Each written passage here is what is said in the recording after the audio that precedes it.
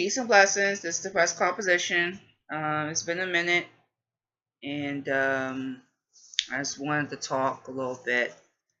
Um, Mother's Day is coming up tomorrow, and I wanted to talk about, moms who are supportive and who are dealing with not only people children my age, well, youth my age, but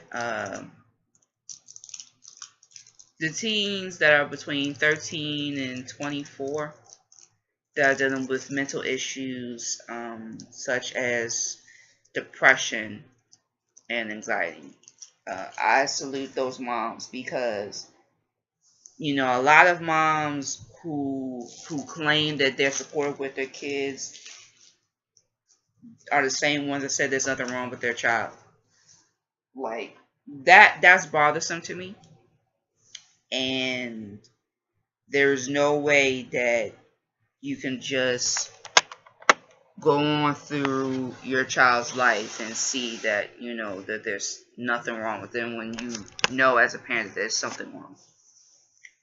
I support moms who do understand that depression is just not some phase. It's not some, funk that that their child can get out of. They do believe, they understand that it is an illness, and it can take over their child's life physically as well as emotionally. And in some cases, it can be taken over verbally, I do have a mom who's supportive, but then again, there are methods that are not as kind, but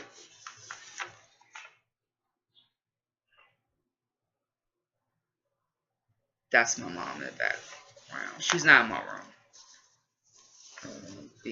She's in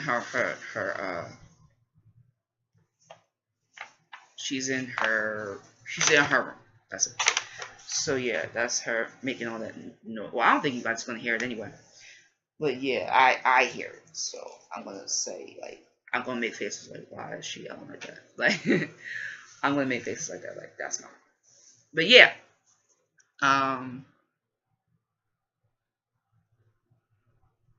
I encourage all parents who are dealing with children who suffer from major general, seasonal, and manic depression. I encourage all parents who are going through these particular things with their children to give their undying love and embrace and support.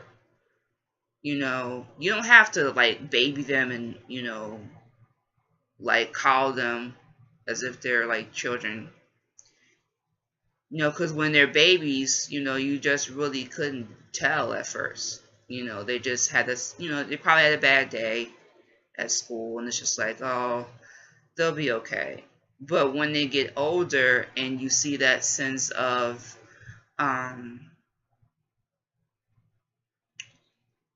not dissent, but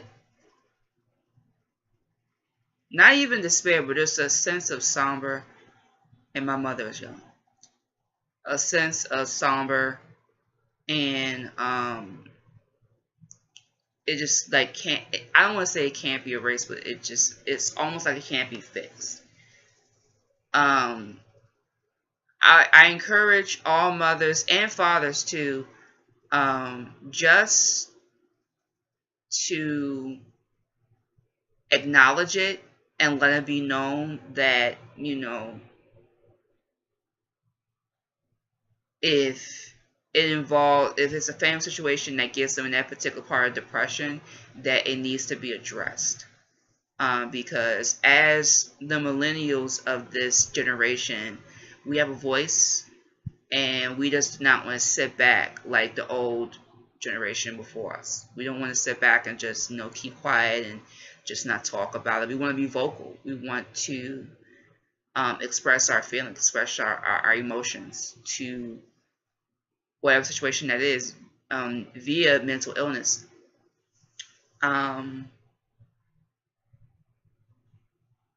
I encourage myself to do whatever I feel as though is right for me, as far as taking care of myself mentally and physically.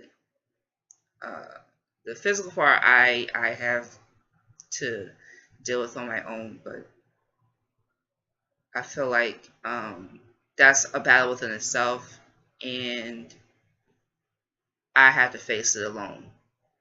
No matter how many people that say they're going to support me no matter what, I have to face it alone regardless. So, I want to, oh my gosh, I did not see that coming.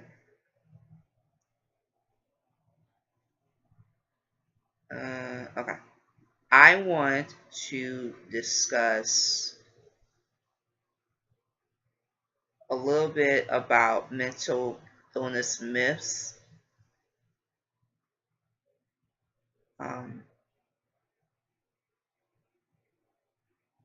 Sorry, I put, let's see.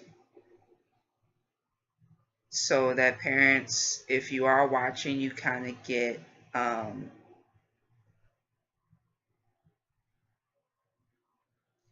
some of them out of the way. One of those sites is mentalhealth.gov. If you would like to go there, I will put the website down below. And you could actually search myths about mental illness. Maybe, so you could better understand what's going on with your young adult, child, teen, or even kids that are within, they're under 14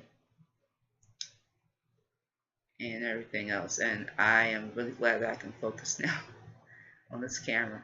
I'm not telling you how to take care of your child. I'm not telling any parent, any mother who bore their child for 9 months. I am not even bore, who had them inside their stomach for 9 months. I am not telling you how to take care of your child. I am just explaining to you some of the myths that you may have heard about mental illness.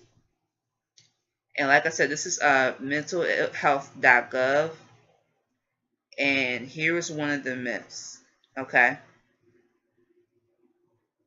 One of the myths is children don't experience mental health problems. That is a myth. The fact is, even very young children may show early warning signs of mental health concerns. These mental health problems are clinically diagnosable and can be a part of the interaction of biological, psychological, and social factors. So, for example, even though this is a generic problem, this is addressed through mental health. A child living in a house where it's, many children and one parent, whether it's a mother or the father. 9 times out of 10 is usually the mother, and the father is nowhere to be around. That can affect the child mentally, because they assume that the father does not love them, does not appreciate them, and does not feel like they're worthy to let their father see them. Like, feel like their father doesn't, want to interact with them. So it does affect with them mentally. That's more biological, and that's also more social as well. It can interact with them socially, because they don't feel that love and support from one half, and they feel it from the other half. Then that half usually doesn't get dealt with. Half of all mental health disorders show first signs before a person turns 14 years old, and 3/4 of mental health disorders begin before age 24. Mine's started around 3 years old. And, being that I'm almost close to 24, this will be my 24th birthday in about a few months, I was one of those children that showed those signs. But this is like definitely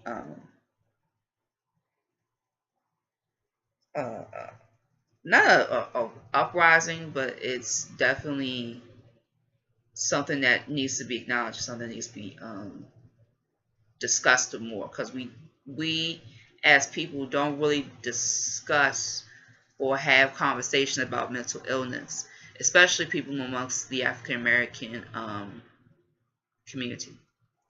Another myth is people with mental health problems are violent and unpredictable. This is mainly involving with the media, as far as TV and movies.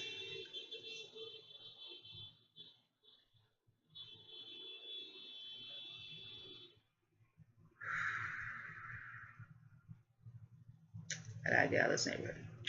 Alright, so let me go back to that part where the myth. People with mental health problems are violent and unpredictable. This is involving what you definitely see on TV, what you see on the internet, and what you read about, in the newspapers and stuff like that. Especially with movies, when you see stuff like Shutter Island, those type of movies. Lady Gothica is another one. Lady in the not Lady Gothica. It's just Gothica. That's the one with the one with Halle Berry. And there's another one out called The Illness. I think that's what it's called. I'm not sure. It's a new one out. They said the movie was pretty terrible, but I haven't seen it, so I'm not going to judge it off rip. But that is not the case. Even the most brightest of people can somehow be, mentally ill.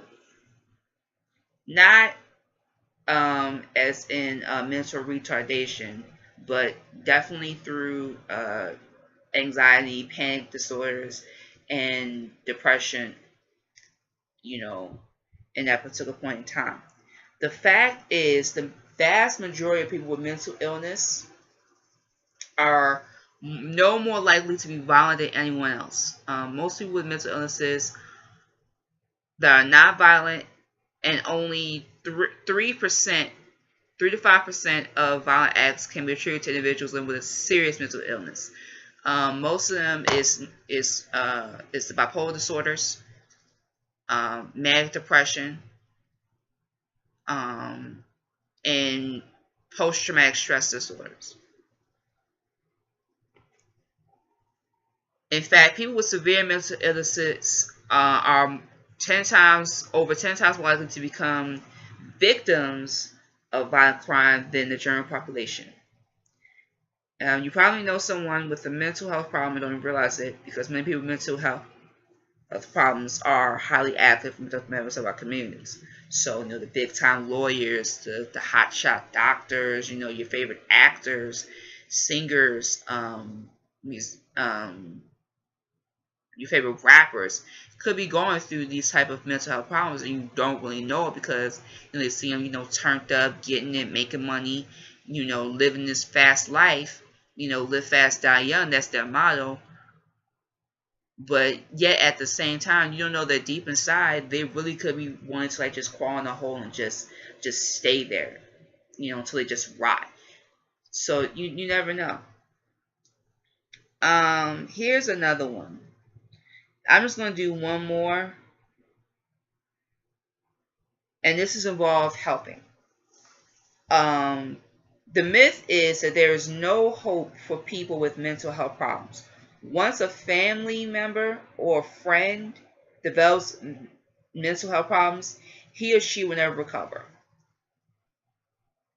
I'm hearing that all the time. Like, once they get into that depression, they're never going to come out. That is not true. And I'm not even going to read the fact to even put that out there. Like once they get in that mental funk, it's just no way out. There's no escape. You're going to be like that for the rest of your life. That is absolutely not true.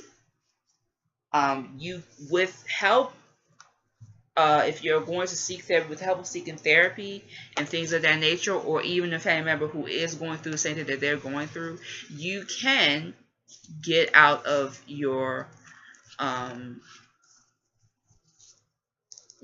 situation mentally through recovery. I am living proof of that recovery. In different types of videos, I have may have shown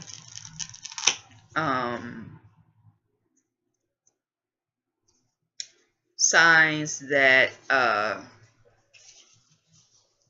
of mental illness, especially mine, which is major depression, general anxiety, and OCD. I don't know if you saw that before,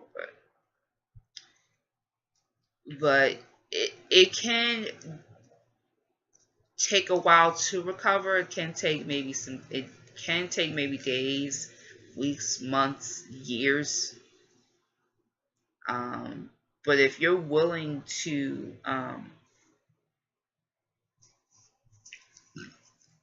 receive that help, you can recover. So I do not want to hear that once you become once you have this particular mental illness, you just can't recover. You just can't do it. You know, if it could be done physically, it can be done mentally.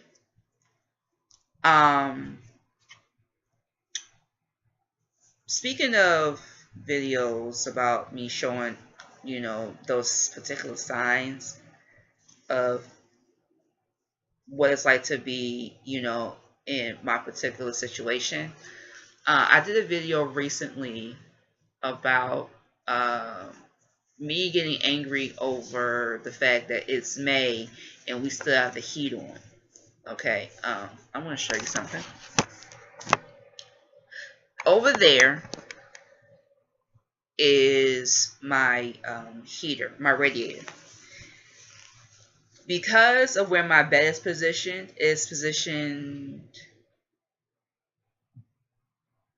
vertically and not horizontally, I get that heat immediately coming through the particular area and ventilating, not really ventilating, but just heating all around. And it just encloses in it's heat and it's sweat. And you probably listen to it, but the fan over here, right there, I still have that on with the heat on. Even when I had my old bunk bed, that heat, the radiator will always be right there. It bothered me that we are in, the much more warmer months, and we still have the goddamn heat on. That bothered me a little bit. And on top of that, I was having internet issues, especially with the Wi-Fi, which is completely slow, just bothering me. But we are back, we're good, and things like that. So I don't have to worry about the internet, until it, certain situations, I could easily just go into the other room and connect and blah, blah, blah. But that was that situation, and I expressed it in that recent video. And it wasn't that,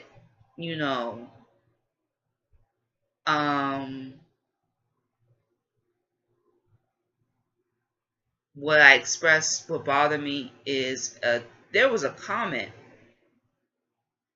from some random ass YouTuber. It's probably a troll. There was a comment made saying that I really enjoyed this. And I said, well, what did you enjoy? Did you enjoy any of my other videos where I talked about, other things besides mental illness? No. It was about my recent vid of me getting angry. It's called Nothing Good About This Friday. why would you enjoy someone being in a sense of anger? I never understood that. I never understood why anger is enjoyable, why that particular emotion is enjoyable. But either way, trolls are going to be trolls regardless of who they are, what channel they have, how many subscribers they have. It is what it is. But at the end of the day, we have just a little bit of troll inside us, just a little bit. But other than that, that's pretty much just all I wanted to discuss. I'm looking at the time on this video, and I know it's going to be long. But guess what? I'm known for a lot of videos anyway, regardless. You know, because I like to express myself. I like to become vocal with what I do. So that's pretty much it. Hope you enjoyed. I'm going to do another video soon. I'm not going to say around this week. But I'm going to try to do some things, you know, social-wise. Because, you know, now that I have my phone and everything, I don't have to worry about hooking up a mic and going, like, all that stuff like that. But, yeah, that's pretty much it. Hope you have an amazing Saturday. You know, even though over here, it just got done raining, but it is what it is. I'll see you guys soon. So, bye-bye.